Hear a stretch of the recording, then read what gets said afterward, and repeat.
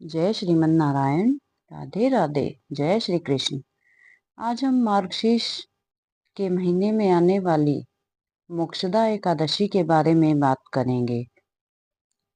मोक्षदा एकादशी 11 दिसंबर यानी कि बुधवार को की जाएगी।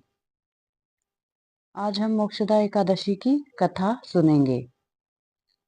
एक दिन युधिष्ठिर जी ने भगवान श्री कृष्ण से कहा कि मोक्षदा एकादशी क्यों की जाती है और इसमें कौन से देवता का पूजन किया जाता है और उसकी क्या विधि है, कृपया मुझे बताएं। भक्तवत्सल भगवान श्री कृष्ण कहने लगे कि धर्मराज, तुमने बड़ा ही उत्तम प्रश्न किया है। इसके सुनने से तुम्हारा यश संसार में फैलेगा। मार्गशीर्ष शुक्ल एकादशी अनेक पापों को नष्ट करने वाली है। इसका नाम मोक्षदा एकादशी है। इस दिन भगवान श्री हरि की धूप, दीप, नैवेद्य आदि से भक्ति पूर्वक पूजा करनी चाहिए।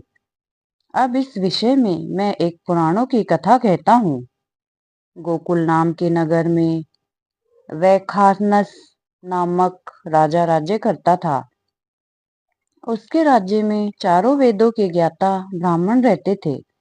वे राजा अपनी प्रजा का पुत्रवत पालन करता था।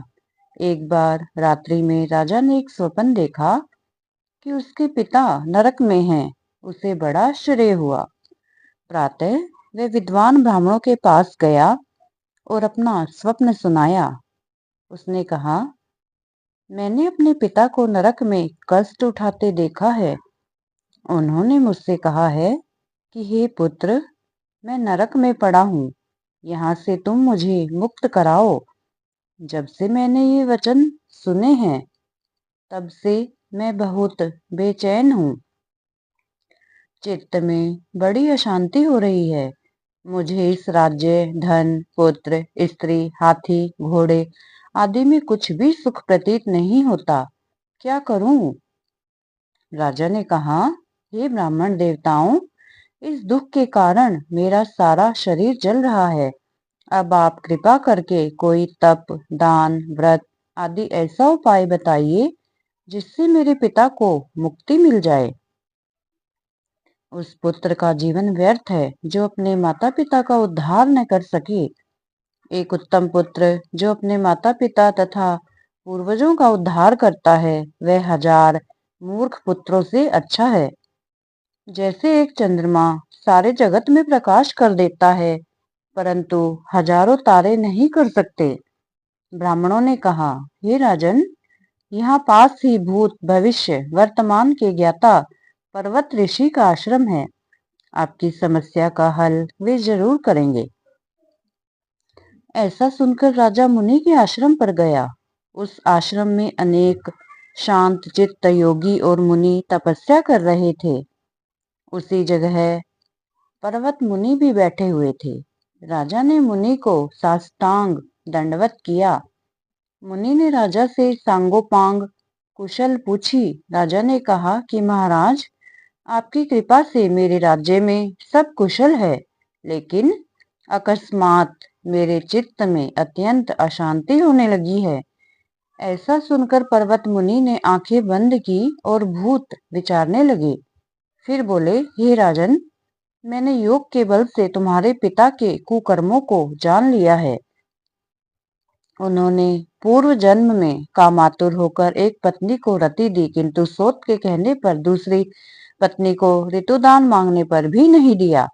उसी पाप कर्म के कारण तुम्हारे पिता को नरक में जाना पड़ा। तब राजा ने कहा, इसका कोई उपाय बताइए।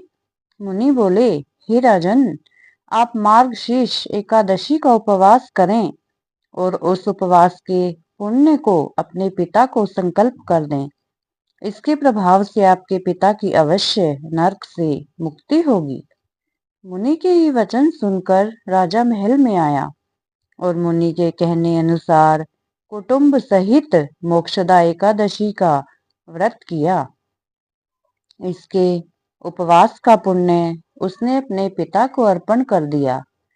इसके प्रभाव से उसके पिता को मुक्ति मिल गई और स्वर्ग में जाते हुए वे पुत्र से कहने लगे, हे पुत्र, तेरा कल्याण हो। यह कहकर स्वर्ग चले गए। मार्गशीर्ष मास की शुक्ल पक्ष की मोक्षदा एकादशी का जो व्रत करते हैं उनके समस्त पाप नष्ट हो जाते हैं। इस व्रत से बढ़कर मोक्ष देने वाला और कोई व्रत नहीं है। इस कथा को पढ़ने या सुनने से वाजपेयी यज्ञ का फल मिलता है। यह व्रत मोक्ष देने वाला तथा चिंतामणि के समान सब कामनाएं पूर्ण करने वाला है। जय श्री हरि, जय श्रीमन नारायण।